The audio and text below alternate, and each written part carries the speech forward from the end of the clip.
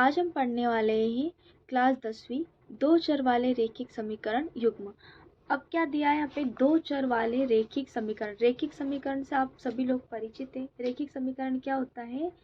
ऐसा समीकरण जिसमें चर की घात क्या हो, एक हो, वह रैखिक समीकरण कहलाता है। जैसे कि मैंने यहाँ पे लिखा x प्लस बी बराबर 0। ये क्या है? एक रैखिक समीकरण। क्या कहलाता है ये? रैखिक समीकरण। यह हो गया आपका रैखिक समीकरण। ठीक है। अब इन्होंने क्या बोला है? दो चर वाला रैखिक समीकरण। दो चर वाला यानी कि उसमें दो चर होंगे, जैसे कि ax plus B Y plus C बराबर 0। ये क्या होगा? दो चर वाला रैखिक समीकरण। अब इसको रैखिक समीकरण क्यों बोला? क्योंकि इसमें चर की घात क्या है? एक है, इसलिए ये हो गया रैखिक समीकरण। ठीक है, इतना क्लियर है आप लोगों को। अब इससे पहले इन्होंने क्या बोला है? यहाँ पे युग्म बोला है। क्या बोला है? युग्म। युग्म यानी कि समीकरण का युग्म होगा, एक समीकरण नहीं होगी। कितनी समीकरण होगी?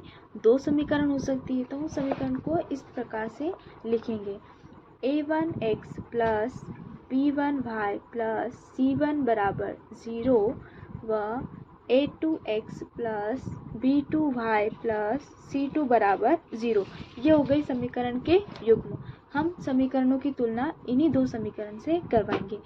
अब सवाल पे जाने से पहले इसकी कुछ शर्तें हैं, नियम हैं, जो हम पढ़ लेते हैं। ठीक है, और आपको वो सारी चीज़ें याद भी करना है। बहुत ही इम्पोर्टेंट है और बहुत इजी, आप लोगों को आ जाएगी आसानी से। देखिए, पहली एक कंडीशन होती है जब अद्वितीय हल होगा। अद्वितीय हल कब होता है? क्या होगा? अद्वितीय हल होगा। कब होगा अद्वितीय हल? कैसी समीकरण होगी जब अद्वितीय हल होगा? देखिए, समीकरण कैसी होगी? a1 by a2 not equal to b1 by b2।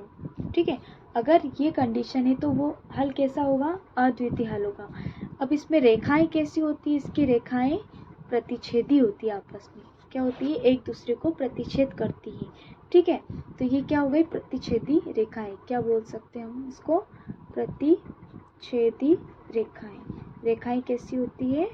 प्रतिच्छेदी होती है। ठीक है, अब इसका नाम क्या है? प्रतिच्छेदी रेखाएं हैं। कैसी है रेखाएं? प्रतिच्छेदी रेखाएं। ये मैं नाम यहाँ लिख देती हूँ इसका, प्रतिच्छेदी रेखाएं। ठीक है, दूसरी कंडीशन पे जाते हैं हम। दूसरी कंडीशन क्या होगी इसकी? दूसरी कंडीशन देखिए, a1 बाय a2 बराबर b1 by b2 not equal to c1 by c2। और इसमें ये दो मान तो इसके बराबर होंगे, पर ये इसके बराबर नहीं होगा। इसमें रेखाएं कैसी होगी? सॉरी, समांतर होगी। कैसी रेखाएं होगी इसकी? समांतर, यानी कि सड़क के दो किनारे जो कभी नहीं मिलते हैं, है ना। कैसी रेखाएं होगी? समांतर रेखाएं होगी। समांतर रेखाएं। इसका नाम क्या है? इस कंडीशन का नाम मैं बता देती हूँ, कोई भी हल नहीं होगा। क्या नाम है इसका? कोई भी हल नहीं होगा। कोई भी हल नहीं होगा। ठीक है, तीसरी कंडीशन पे आते हैं हम। तीसरी कंडीशन क्या है? अनंत अनेक हल होंगे या फिर अपरिमित रूप से अनेक हल होंगे। अनंत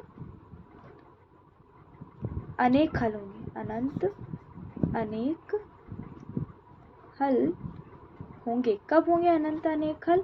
जब a1 बाय a2 बराबर b1 बाय b2 बराबर c1 बाय c2, यानी कि तीनों की वैल्यू आपस में कैसी है? बराबर है। किसी का भी कोई मान नहीं निकलेगा, यानी कि अगर x y के मान भी निकालेंगे तो क्या आएगा? हमारा आंसर 0 आएगा। ठीक है, अब इसमें रेखाएं कैसी होती है? संपाती होती है। कैसी होती है रेखाएं? एक के ऊपर एक, यानी कि रेखाएं कैसी होती है? संपाती होती है। ठीक है, कैसी रेखाएं होगी? संपाती होगी। अब ऐसी कंडीशन में ना तो x का मान निकलता है, ना ही y का मान निकलता है। ऐसी कंडीशन में भी x y का मान नहीं निकलता है। जब हमारा एक अद्वितीय हल होगा तभी हम x y के मान निकाल सकते हैं, यानी कि जब रेखाएं एक दूसरे को प्रतिच्छेद करेगी तभी हम x y का मान निकाल सकते हैं। ठीक है, आपको समझ में आई है ये सारी चीज़ें? आप लोग ये याद कर लीजिए, फिर इससे आगे के क्वेश्चन हम करेंगे, इसी से रिलेटेड है। अगर आपको ये याद है तो क्वेश्चन आप बहुत आसानी से कर पाओगे। अगर आपको ये सारी चीज़ें नहीं याद है या फिर आप नहीं कर पा रहे हो तो आप क्वेश्चन नहीं कर पाओगे। ठीक है, बहुत ही आसान है ये, देखिए।